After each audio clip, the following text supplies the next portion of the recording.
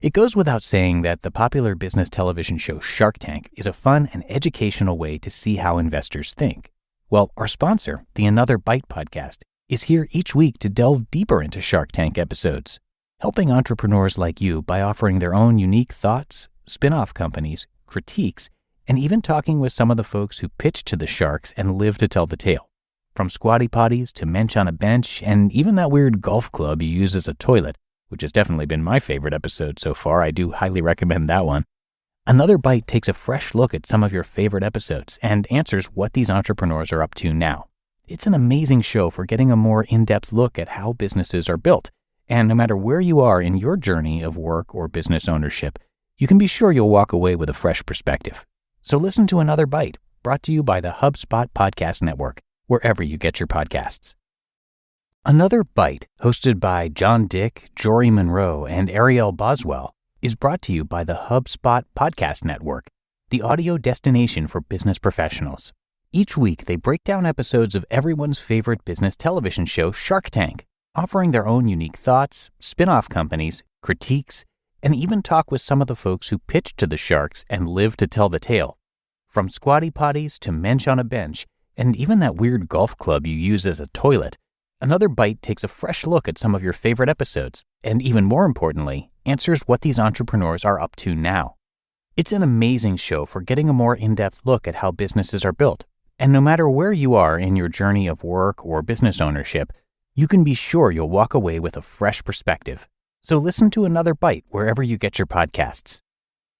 This is Optimal Work Daily, episode 1140, How to Balance Working and Going to College, by Michelle Schroeder-Gardner of MakingSenseOfSense.com. And I am Dan, I'm your host here, and welcome back to Optimal Work Daily, or welcome for the first time if you're just discovering the show. This is one of many shows in our network. This one focuses on work and entrepreneurship, productivity, all sorts of related topics. So let's get right to it now as we hear from one of our great work-life bloggers and optimize your life. How to Balance Working and Going to College, by Michelle Schroeder-Gardner of MakingSenseOfSense.com. More and more people are choosing to attend college and work at the same time. Whether you're working part-time or a full-time job, it can be tough to balance both. There are many working students in college who are able to manage both, but there are also many who aren't able to. If you don't balance them both correctly, it may lead to stress, lower grades, low-quality work being produced, and more. No one wants that, and I'm sure you don't either. This is supposed to be the time of your life where you are growing and changing, not feeling like you are drowning in everything that is going on around you. There are successful ways to get around it and manage both successfully at the same time, though. I took a full course load each and every semester, worked full-time, and took part in extracurricular activities. It was definitely hard, and I won't lie about that. However, sometimes a person doesn't have a choice and has to do everything at once. Or maybe you are choosing to multitask and you are wanting to better manage your time. Whatever your reason may be, here are my tips for working college students. These tips are what helped save me. 1. Carefully plan your class and work schedule. My first tip for working college students is to carefully plan your class and work schedule. Some students just choose whatever classes are offered. However, it is much wiser to carefully craft your school and work schedule so that everything flows together efficiently with minimal time wasted.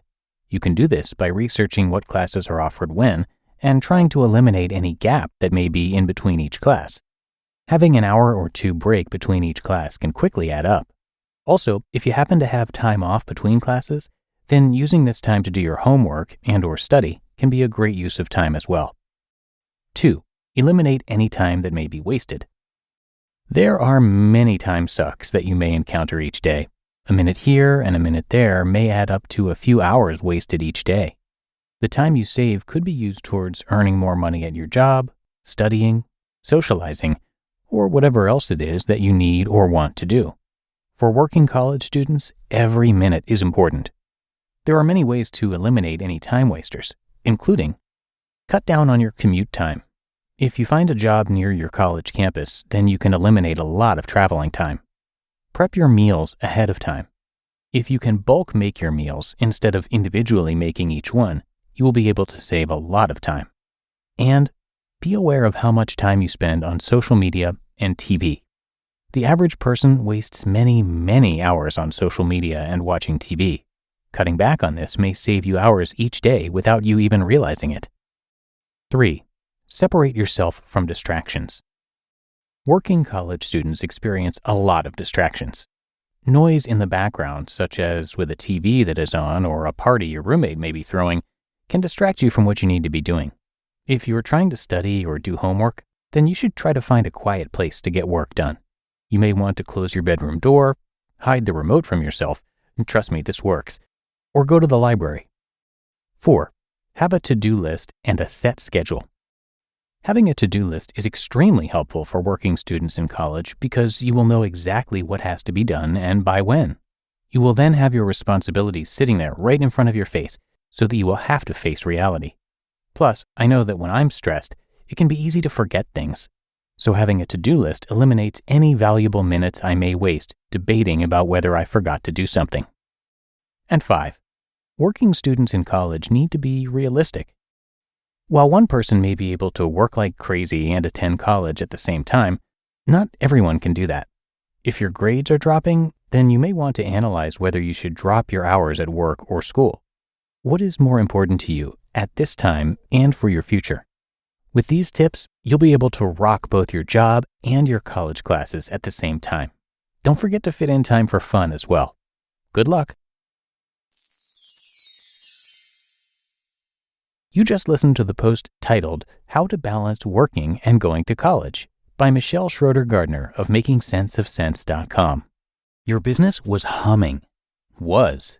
Now teams are buried in manual work, taking forever to close the books. Consider 3 numbers: 36,000, 25, 1. 36,000. That's the number of businesses which have upgraded to NetSuite by Oracle. NetSuite is the #1 cloud financial system, streamlining accounting, financial management, inventory, HR, and more. 25.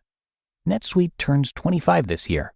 That's 25 years of helping businesses do more with less. 1. Because your business is one of a kind, so you get a customized solution for all of your KPIs in one efficient system with one source of truth. NetSuite is giving you the power of having all your information in one place, helping you to make better, more driven decisions as a business owner. Right now, download NetSuite's popular KPI checklist, designed to give you consistently excellent performance, absolutely free at netsuite.com/startup. That's netsuite.com/startup to get your own KPI checklist. netsuite.com/startup. Effective ad spend that results in verified, incremental sales is more important than ever. That's why you need the Ibotta Performance Network. The Ibotta Performance Network enables brands to meet shoppers where they are, at scale. Partnering with over 2,000 industry-leading brands, the Ibotta Performance Network, or IPN, is the #1 consumer rewards platform for brands and retailers. They deliver targeted promotions, incremental sales, and unrivaled data analytics to measure real-time sales in stores and online. That means advertisers only pay when it leads to a verified unit sold, and you're connected with over 120 million shoppers nationwide. Ibotta has certainly helped us make the most of our budget, too, connecting us with more sponsorship opportunities than we could have ever imagined. Lock in your campaign today and start seeing those incremental sales flowing in for your brand with the Ibotta Performance Network. Visit ipn.ibotta.com/OWD today to learn more. That's ipn.ibotta.com/OWD today to learn more. Don't forget, that's ipn.ibotta.com/OWD. Terms and conditions apply.